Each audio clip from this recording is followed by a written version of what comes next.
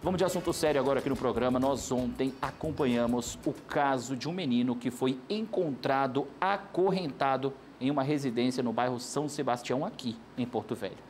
A criança estava com sinais de desnutrição e de agressões, e o pai e a madrasta foram presos em flagrante.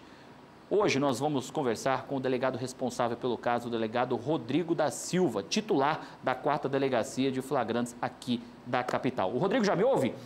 Rodrigo, muito bom dia para você. Primeiramente, obrigado aí por dispor um pouquinho do seu tempo para conversar com a gente sobre esse caso. Seja bem-vindo ao nosso programa.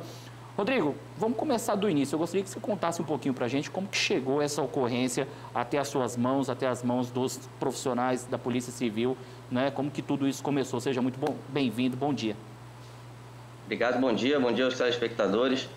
Eu estava de plantão na delegacia e tomei conhecimento de que seria apresentada uma ocorrência, a princípio, de abandono de incapaz e maus tratos de um menor.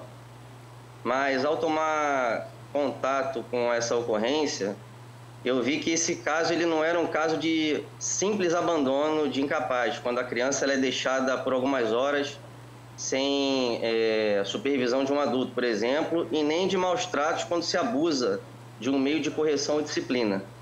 Ela era uma ocorrência que tinha alguns detalhes que a tornavam diferente. Então, chamou muito minha atenção, por exemplo, a informação preliminar de que a criança estava há 3 dias acorrentada. Então, já é algo que implica por si só um sofrimento presumível à saúde psíquica e física também, porque a corrente estava ali no tornozelo e o instrumento por si só já pode causar escoriações, como a perícia vai poder comprovar mais adiante. E ele tinha marcas também de queimadura.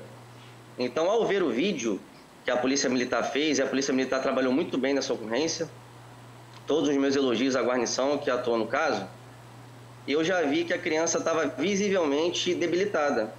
E aí eu decidi, analisando a legislação que nós temos hoje em vigor de tortura, fazer um enquadramento típico no crime de tortura, por conta da intensidade desse sofrimento psíquico e físico que, a princípio, a criança me pareceu sofrer, e pelo crime de corrupção também de menores, porque no decorrer da apuração ficou claro que foi o filho do mais velho do casal que teria praticado aqueles atos materiais. Isso aí ficou, de certa forma, incontroverso, do início até a conclusão do atendimento na delegacia. Muito bem. Doutor, uma outra questão. A partir desse momento que a investigação começou, que os policiais, vocês tomaram consciência dessa situação, no primeiro momento ali onde a madrasta e o pai foram abordados e confrontados com o caso, como é que foi a versão deles inicial?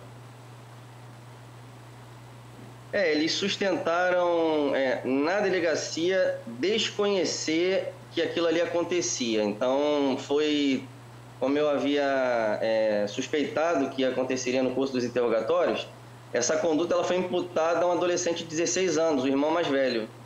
E aí, com as informações preliminares de que essa criança estava há 3 dias naquela situação, seria inconcebível que os 2 moradores responsáveis pela residência, tanto o pai quanto a mãe, não tivessem conhecimento sobre o que estava acontecendo.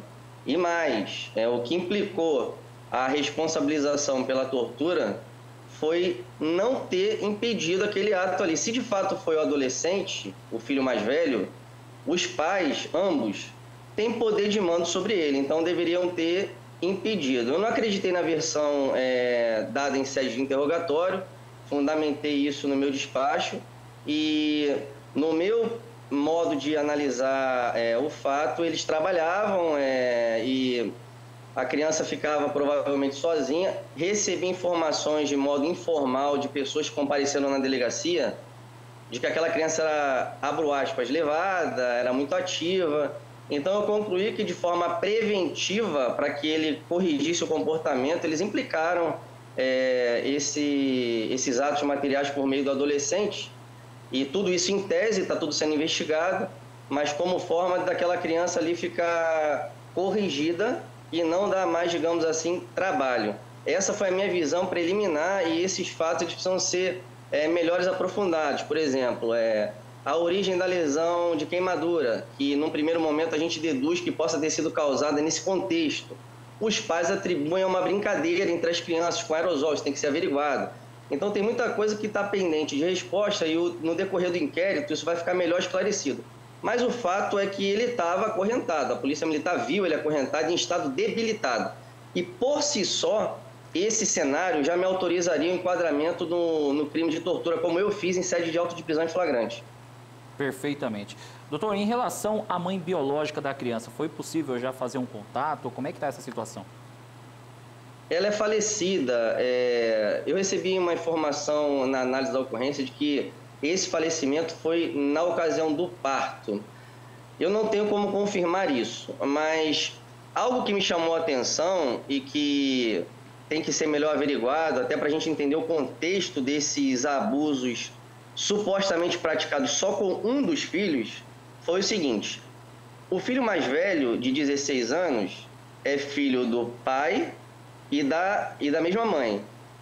Essa criança que teria sido vítima, de 10 anos, é filho do pai com uma outra mãe. Era uma outra mãe. Essa moça, então, a conduzida, é a madrasta dele.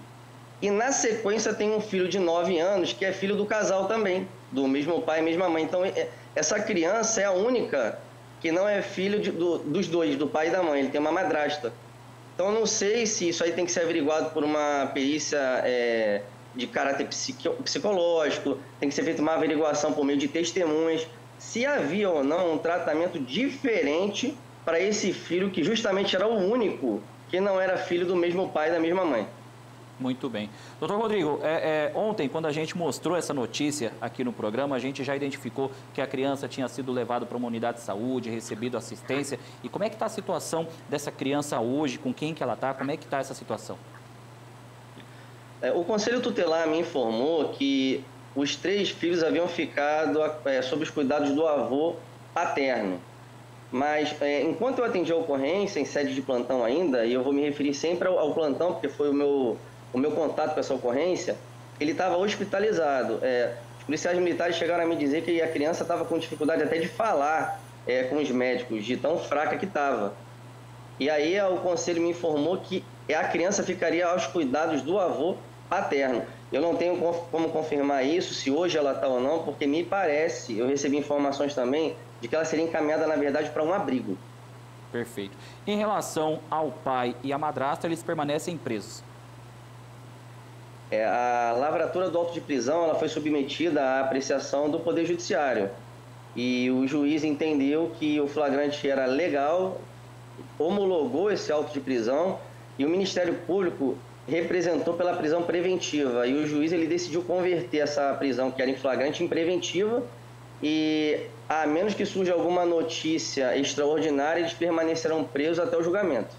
Perfeitamente. Doutor Rodrigo, só para a gente finalizar, é lógico que agora as investigações seguem, eu tenho certeza que assim que essa criança se recuperar, eu acho que o depoimento dela também vai ser fundamental para ajudar aí nas investigações, mas de toda maneira as investigações já estão acontecendo e seguem aí com o objetivo de esclarecer e elucidar o mais rápido possível esse caso, né? Como eu mencionei, algumas perguntas elas precisam ainda de algumas respostas e tem diligências que estão em curso na delegacia que está concluindo o feito. Algumas são de caráter sigiloso, as outras é dependência de juntada de alguns laudos, mas uma diligência fundamental vai ser ouvir a própria criança. Ela vai ser ouvida por uma equipe multidisciplinar, composta por psicólogos, assistentes sociais, juristas, para poder esclarecer e traçar o perfil dela antes e depois do ocorrido. Isso vai ajudar muito na elucidação dos fatos de uma forma mais completa. Perfeitamente. Doutor Rodrigo, muito obrigado pela sua participação. Essa é uma informação, é uma matéria, um caso que chocou toda a situação, a toda Porto Velho, todo o estado de Rondônia, e é muito bom a gente poder esclarecer, trazer esses fatos diante da investigação. Obrigado mais uma vez pela sua participação aqui no nosso programa. Por nada, eu que agradeço a oportunidade. Muito bem, tá aí. Conversei com o doutor Rodrigo, responsável pelo caso dessa criança que foi encontrada acorrentada. As investigações seguem. Qualquer nova informação, a gente vai fazer questão de trazer aqui a qualquer hora no nosso programa Rondônia Urgente. E lógico, você vai continuar acompanhando esse caso através aqui do nosso programa. E é como eu falei ontem, é um caso que chocou a todos nós, né? Porque é uma situação muito atípica. E, enfim, a gente vai seguir acompanhando e é um caso que não pode ficar impune. Uma criança acorrentada, com sinais de maus tratos, desnutrida, sabe? É algo que a gente não consegue aceitar, é algo que a gente não consegue conceber. Então, a gente segue acompanhando e trazendo todos os detalhes aqui para você, para a nossa audiência.